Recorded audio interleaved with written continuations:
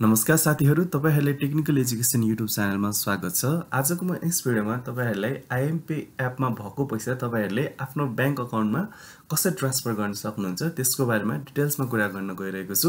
Video एकदम धेरै जानकारीमूलक भएको कारण कृपया यस भिडियोलाई अन्तिमसम्म हेर्नु होला र तपाईहरुले IME मा आएको पैसा सजिलैसँग तपाईहरुले IME Pay एपको मार्फत तपाईहरुले आफ्नो IME Pay एपमा सजिलैसँग रिसिभ गर्न सक्नुहुनेछ, जसको लागि तपाईहरुले IME को अफिसमा पनि जानु पर्दैन। सजिलैसँग आफ्नो IME Pay एपमै IME मा आएको पैसा तपाईहरुले चाहिँ रिसिभ गर्न सक्नुहुनेछ र यसको लागि चाहिँ तपाईहरुले IME Pay एपमा रजिस्टर भएर भेरिफाई हुनुपर्ने हुन्छ र यदि तपाईहरुले चाहिँ IME Pay एपमा कसरी रजिस्टर गरेर भेरिफाई गर्ने भन्ने बारे चाहिँ थाहा छैन भने यसको बारेमा मैले अलरेडी एउटा भिडियो बनाइसकेको छु।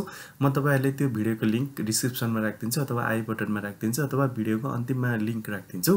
तपाईहरुले त्यस भिडियोलाई हेरेर तपाईहरुले चाहिँ IME Pay एपमा रजिस्टर भएर भेरिफाई हुन सक्नुहुनेछ र भेरिफाई हुनको लागि तपाईहरुलाई कुनै आफ्नो आइडेन्टिटी डकुमेन्ट्सहरु राख्नुपर्ने हुन्छ। यति भएपछि तपाईहरु भेरिफाई हुन सक्नुहुनेछ र यति भइसकेपछि तपाईहरुले चाहिँ जब तपाईहरुले चाहिँ आफ्नो पैसा IME Pay एपमा रिसिभ गर्नुहुन्छ, रिसिभ गरिसकेपछि त्यो पैसा तपाईहरुको चाहिँ बैंक अकाउन्टमा कसरी ट्रान्सफर गर्ने त भन्ने बारे चाहिँ म यसमा चाहिँ डिटेल्समा कुरा गर्न गइरहेको छु। र IME Pay एप इन्स्टल गरिसकेपछि तपाईहरुले चाहिँ जस्ट IME Pay एप खोल्नुहोस् र एप खोलिसकेपछि तपाईहरुले चाहिँ यहाँ देख्न सक्नुहुन्छ मेरो अमाउन्ट यति रहेको छ र ट्रान्सफर गर्नको लागि यहाँ लास्टमा देख्न सक्नुहुन्छ सेन्ड अर रिक्वेस्ट भन्ने अप्सन छ। यसमा क्लिक गर्नुहोस् र यहाँ तपाईहरुले बैंक ट्रान्सफर भन्ने अप्सन देख्नुहुन्छ।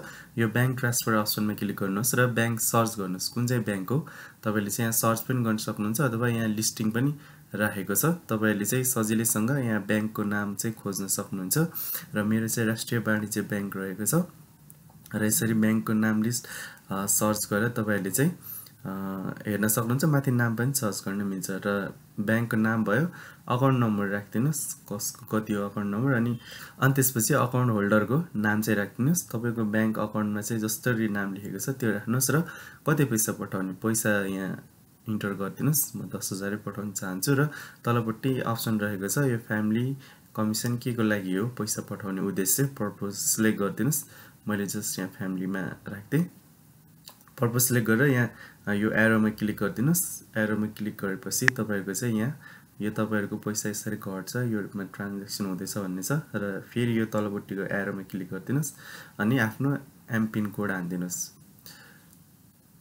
एमपिन कोड हानेर तपाईहरुले चाहिँ सजिलैसँग यसबाट आफ्नो बैंकमा आफ्नो पैसा पठाउन सक्नुहुन्छ। एड भन्ने अप्सन रहेको छ, एडमा क्लिक गर्दिनुस् र यहाँबाट तपाईहरुको पैसा घट्छ र तपाईहरुको चाहिँ बैंकमा पैसा रिसिभ हुन्छ। सजिलैसँग तपाईहरुले चाहिँ आफ्नो IME मा आएको पैसा IME Pay एप मार्फत आफै घरबाटै निकालेर तपाईले चाहिँ आफ्नो बैंक अकाउन्टमा सजिलैसँग ट्रान्सफर गर्न सक्नुहुनेछ।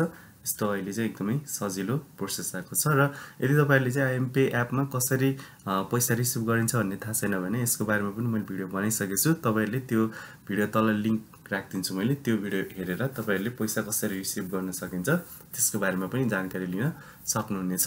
आई होप तपाईहरुले यो भिडियो जानकारीमूलक भयो होला। यदि तपाईहरुको सुझाव सल्लाह अथवा प्रश्नहरु छन् भने कमेन्ट बक्समा गएर कमेन्ट गर्न नबिर्सनु होला र यदि यस च्यानलमा नयाँ हुनुहुन्छ भने यस्तै इन्फर्मेटिभ भिडियो हेर्नको लागि यस च्यानललाई सब्स्क्राइब गर्न नबिर्सनु होला। फेरि अर्को भिडियोमा नयाँ टपिकको साथ भेटौँला। धन्यवाद। जय नेपाल।